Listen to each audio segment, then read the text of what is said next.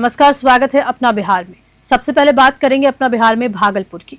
आगामी विधानसभा चुनाव 2025 के लिए ईवीएम की पहली स्तर की जांच की तैयारी शुरू हो चुकी है और इसी के लिए जिला निर्वाचन पदाधिकारी डॉक्टर नवल किशोर चौधरी ने समीक्षा भवन में बैठक की। भागलपुर के समीक्षा भवन में जिला निर्वाचन पदाधिकारी डॉक्टर नवल किशोर चौधरी की अध्यक्षता में राष्ट्रीय और राज्य स्तरीय राजनीतिक दलों के जिला प्रतिनिधियों के साथ बैठक आयोजित की गई।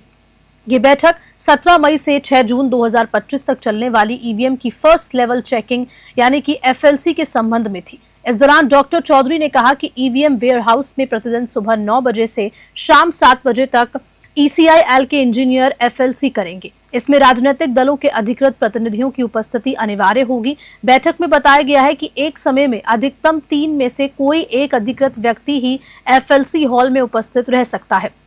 हॉल में मोबाइल और अन्य इलेक्ट्रॉनिक उपकरणों का प्रवेश वर्जित रहेगा। एफएलसी की निगरानी के लिए सीसीटीवी कैमरे और लाइव वेबकास्टिंग की व्यवस्था की गई है। इस पूरी प्रक्रिया के लिए 13 इंजीनियर्स को नियुक्त किया गया है। भागलपुर से राहिल सिद्दीकी की रिपोर्ट।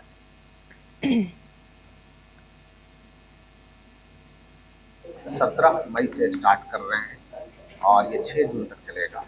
इसमें ईसीआईएल के काफ़ी संख्या में इंजीनियर्स भी यहाँ डिप्यूट किए गए हैं। अभी कुछ देर पहले ही हम लोगों ने विभिन्न राजनीतिक दलों के प्रतिनिधियों को हम लोगों ने एड्रेस किया है और उन्हें वहाँ एफएलसी हॉल में रहने के लिए अनुरोध भी किया है। उनके एक व्यक्ति जरूर एफएलसी हॉल में रहें। पूरी एफएलसी प्रक्रिया की हम लोग वीडियोग्राफी कराते हैं, सीसीटीवी भी रहता है, प्लस डीएफएमडी भी बाहर रखते हैं, फोर्स है और जो विहित प्रक्रिया है भारत निर्वाचन आयोग के द्वारा जारी प्रक्रिया के तहत हम लोग सारा एफएलसी करते हैं। यह एफएलसी सुबह 9 बजे से शाम के 7 बजे तक होना है और सभी एक मशीन को हम लोग चेक करेंगे, उसके फंक्शनलिटी को। यदि कोई भी मशीन में त्रुटि है उसको हम लोग फिर जो ईसीआईएल है उनके पास वापस भेज देते हैं और जो सही मशीन है उसी मशीन को फिर हम लोग ठीक करके चेक करके उसको अपने वेयरहाउस में हम लोग रिजर्व करेंगे। तो इस प्रक्रिया को हम लोग 17 मई से शुरू करेंगे और आगे कंटिन्यू करेगा। हमारे वेयर हाउस में पर्याप्त संख्या में अभी जो भारत निर्वाचन आयोग का निर्देश है, जो मानक है उसके हिसाब से मशीन है और एफएलसी कराने के बाद यदि मशीन में कोई कमी होती है तो फिर अन्य जिलों से फिर मशीन मंगाई जाती है जो कि आयोग के निर्देशानुसार होता है और उसका भी हम लोग पुनः उसी प्रकार से एफएलसी करेंगे जब चेकिंग के उपरांत ही उस मशीन को रिजर्व किया जाएगा फर्दर निर्वाचन के कार्य। बिहार के राज्यपाल आरिफ मोहम्मद खान ने आज शहीद BSF sub inspector Mohammad Imtiaz के निवास पर जाकर उन्हें श्रद्धांजलि दी और परिजनों से मिलकर संवेदना प्रकट की। बिहार के राज्यपाल आरिफ मोहम्मद खान आज सारण जिले के गरखा प्रखंड के जलाल बसंत पंचायत अंतर्गत नारायणपुर पहुंचे, जहां उन्होंने जम्मू कश्मीर में शहीद हुए सीमा सुरक्षा बल के सब इंस्पेक्टर मोहम्मद इम्तियाज के घर पर जाकर उनके चित्र पर पुष्पांजलि अर्पित की।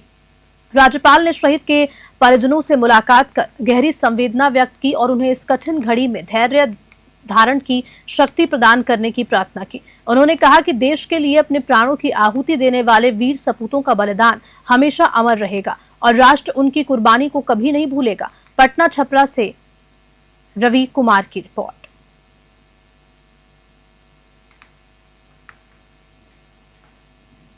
छपरा से खबर है, जहां पर चुरांत डोरीगंज में अशोक लीलैंड के पहले सर्विस सेंटर का उद्घाटन सांसद जनार्दन सिंह सिग्रीवाल ने किया, जिससे कि क्षेत्र में वाहन मालिकों को बड़ी राहत मिलेगी।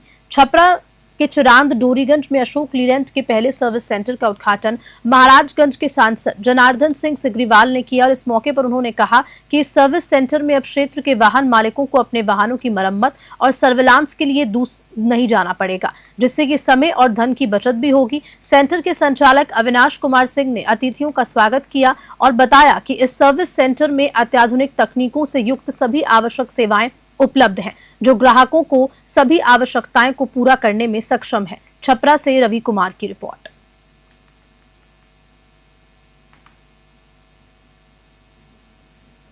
बिहार के सीएम ने आज पटेल भवन पहुंचकर गृह विभाग और आपदा प्रबंधन विभाग का निरीक्षण किया। अधिकारियों को समय पर काम निपटाने और जनता के भरोसे पर खरा उतरने के निर्देश दिए। बिहार के मुख्यमंत्री ने पटेल भवन के द्वितीय तल पर गृह विभाग स्थित अपने कक्ष में वरिष्ठ अधिकारियों के साथ बैठक की और राज्य की कानून व्यवस्था और पुलिसिंग की बेहतरी के लिए किए जा रहे कार्यों की समीक्षा की। उन्होंने अधिकारियों से कहा कि वे समय पर कार्यालय पहुंचकर अपने कार्यों का बेहतर ढंग से निपटारा करें और पुलिस पर जनता का भरोसा बनाए रखें। सीएम ने इसके बाद राज्य आपातकालीन संचालन केंद्र का भी निरीक्षण किया, जहां विकास आयुक्त सह आपदा प्रबंधन विभाग के अपर मुख्य सचिव प्रत्यय अमृत ने उन्हें 24 घंटे संचालित होने वाले इस केंद्र की कार्य पदोन्नति की जानकारी दी। सीएम ने कहा कि ये केंद्र राज्य की जनता के लिए अत्यंत उपयोगी है और इसे और ज्यादा प्रभावी बनाने पर जोर दिया गया। पटना से मयंक की रिपोर्ट।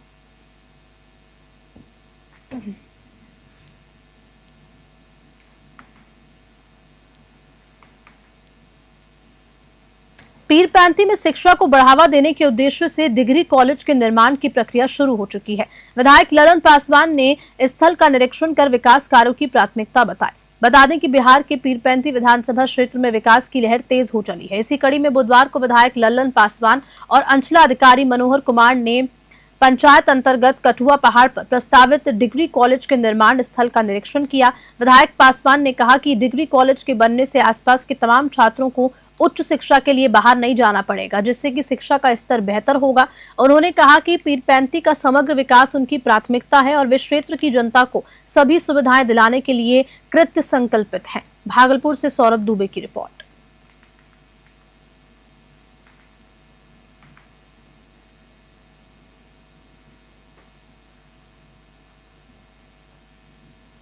करना चाहिए था कि युवा शक्ति का प्रतीक माननीय तुलसी प्रसाद यादव जी डिप्टी सीएम बनते हैं तो इसी हुकूमत में 5 लाख युवाओं को नौकरी देते हैं और अगर बिहार की जनता ने सत्ता में तुलसी जी को बैठाया तो लाखों लाख नौकरियां देंगे, पलायन को रोकेंगे। और जो हमने घोषणा किया है कि 2500 रुपया प्रति माह जो माँ बहनों को दिया जाएगा, 200 यूनिट बिजली माफ किया जाएगा, 400 से 1500 रुपया जो है विकलांग भाइयों को जो है राशि मुहैया किया जाएगा। और हम वादा को करेंगे तो वादा को निभाएंगे।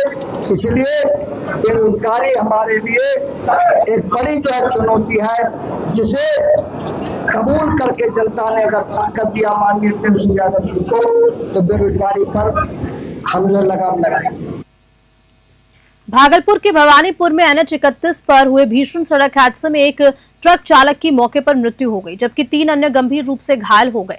भागलपुर जिले के भवानीपुर थाने क्षेत्र के बलाहा गांव के पास NH-31 पर 2 ट्रकों की आमने सामने की भीषण टक्कर हो गई, जिसमें एक ट्रक चालक रामनाथ रॉय की मौके पर मौत हो गई। हादसे में उपचालक अरविंद सिंह और दूसरे ट्रक के चालक व उपचालक गंभीर रूप से घायल हो गए।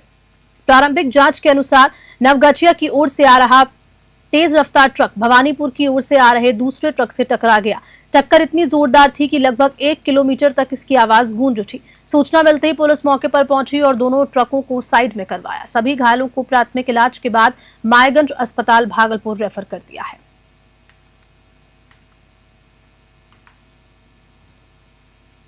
लखीसराय के कबैया थाना पुलिस ने महिला से चैन छिनतई की घटना में शामिल गिरोह से एक सदस्य को गिरफ्तार कर बड़ी कामयाबी हासिल की है। लखीसराय के कबैया थाना क्षेत्र के पंजाबी मोहल्ला में बीती देर शाम एक महिला से चैन छिनवाई की घटना को अंजाम देने वाले गिरोह के एक सदस्य को पुलिस ने गिरफ्तार कर लिया। पुलिस ने आरोपी छोटू पासवान को गिरफ्तार कर उसके पास से चैन और 7500 रुपए नकद बरामद किए। एसडीपीओ शिवम कुमार ने बताया कि टुन्नी देवी के घर में घुसकर सोने की चैन छीनने की सूचना डायल 112 पर मिली थी, जिसके बाद कबैया थाना अध्यक्ष अमित कुमार के नेतृत्व में पुलिस टीम ने तुरंत कार्रवाई करते हुए छोटू पासवान को गिरफ्तार किया। पूछताछ में उन्होंने खुलासा किया कि चैन को 35,000 रुपए में ज्योति ज्वेलर्स को बेच दिया गया था। लखीसराय से संतोष कुमार गुप्ता की रिपोर्ट।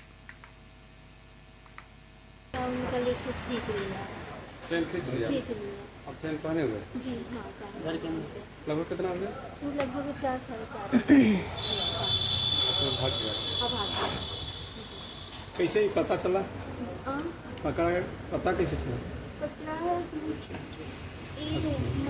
पता है मतलब दोस्त के जरिए लिया, उनका बताई तो बताएं, फिर ये लोग सारा कुछ हेल्प किए उनको, तो फिर पता चला कि वो गांव वालों का सहयोग से आपका? जी हाँ। और उसके पीछे भागे? अब भागे भी। क्या नाम हुआ आपका? जी मेरा नाम टुन्नी कुमार। इसके सक्रियता से बरामद भी हो गया, क्या मामला है ये? ये आज डायल 112 को एक कॉल आया कि 4:30 बजे के करीब पंजाबी मोहल्ला की निवासी हैं चुन्नी देवी, उनके घर में एक व्यक्ति घुसा और उनके गले में जो चेन उन्होंने पहन रखा था उस चेन को छीनताई करके उनके घर से फरार हो गया। इसके बाद जो है फ़ौरन इसकी सूचना डायल 112 को जैसा बताया गया मिली और पुलिस की टीम सक्रिय हुई। उसकी पहचान जो है लोकल लोगों के माध्यम से, क्योंकि इस खबर को प्रचारित किया गया लोकल लोगों के माध्यम से, तत्काल जो है उसकी पहचान स्थापित की गई। इसकी पहचान छोटू पासवान के रूप में स्थापित हुई, उसको निरुद्ध किया गया और उनसे पूछताछ के क्रम में जो उनके द्वारा बताया गया कि यहाँ पे छोटी दुर्गा स्थान के पास एक बंटी करण कुमार जो है उनका ज्योति ज्वेलर्स के पास जा करके उनके द्वारा इस चेन को बेच दिया गया है करीब 35,000 रुपये में। उनकी निशानदेही पर जो है ज्योति ज्वेलर्स में भी रेड किया गया, वहाँ से करण कुमार को निरुद्ध किया गया और उनके पास से जो छीनते की गई चेन है उसको बरामद किया गया है। इसमें कुल अभी चेन की बरामदगी हुई है और करीब 7500 रुपये की बरामदगी हुई है। जो बाकी कैश है उसको बरामद करने के लिए अभी फिर से जो है अभियुक्त की निशानदेही पे कनेक्टिंग रेड किया जा रहा है। सारे कैश की बरामदगी के साथ जो है इस केस को हम लोग राउंड अप करेंगे और स्पीडी ट्रायल के माध्यम से इसका बड़ी सफलता मिली है, इस संबंध में क्या करना चाहिए? बड़ी सफलता निश्चित रूप से जो है इसमें 112 की टीम को जैसी सूचना मिली तो तत्काल जो है थानाध्यक्ष इसमें सक्रिय हुए और पूरी जो कवड़िया थाना की टीम है उनके द्वारा जिसमें तत्परता दिखाते हुए न सिर्फ अभियुक्त को गिरफ्तार किया गया बल्कि इसमें छीनते की गई जो चेन है उसको भी बरामद किया गया। साथ ही जो इसमें कैश का ट्रांजैक्शन हुआ था, कैश का लेन देन हुआ था, उसको भी फिर बरामद किया गया। निश्चित रूप से ये त्वरित कार्रवाई का ही फलाफल है कि बरामदगी संभव हो सकी। इसमें जो टीम में जितने लोग हैं उनको पुरस्कृत करने के लिए भी अलग से निवेदन वरीय पुलिस अधीक्षक। कांग्रेस नेता राहुल गांधी का दरभंगा दौरा आज है, जहां वे दलित और मुस्लिम छात्रों से संवाद करने वाले हैं। कार्यक्रम स्थल में बदलाव करते हुए इसे नगर टाउन हॉल में शिफ्ट कर दिया गया है। दरभंगा के माधुपुर स्थित अंबेडकर छात्रावास में होने वाले राहुल गांधी के छात्र संवाद कार्यक्रम की अनुमति रद्द कर दी गई है। अब ये कार्यक्रम नगर टाउन हॉल में आयोजित किया जाएगा। राहुल गांधी आज मिथिला की पावन धरती पर पहुंचेंगे, जहां वे दलित और मुस्लिम छात्रों से संवाद करेंगे। कार्यक्रम में बड़ी संख्या में छात्र भाग लेने की उम्मीद जताई जा रही है, जो सामाजिक और शैक्षिक मुद्दों पर अपने विचार साझा करेंगे। कांग्रेस की ओर से इस संवाद का उद्देश्य युवाओं से सीधे जुड़ना और उनकी समस्याओं को समझना है। दरभंगा से राहुल चौधरी की रिपोर्ट। वो अवैध तैयारी थी, उनकी अनुमति जब नहीं थी तो तैयारी किस पर्पज से किया गया वो जानेंगे आयोजक। हम लोगों की तरफ से तो कोई परमिशन था नहीं। जब संज्ञान में आया उसके बाद हम लोगों ने उन पर कार्रवाई की, उनको वहाँ से जो है हटवाया गया, वो हटाया जा रहा है क्योंकि गलत तरीके से उन्होंने प्रयास किया। वो बोल रहे हैं वही कार्यक्रम करेंगे, तो वो जाने, जो कानून का काम है वो कानून करे। क्या नाम हुआ सर आपका? मेरा नाम आलोक कुमार, जिला कल्याण पदाधिकारी। खबर के साथ बुलेटिन में इतना ही। नमस्कार।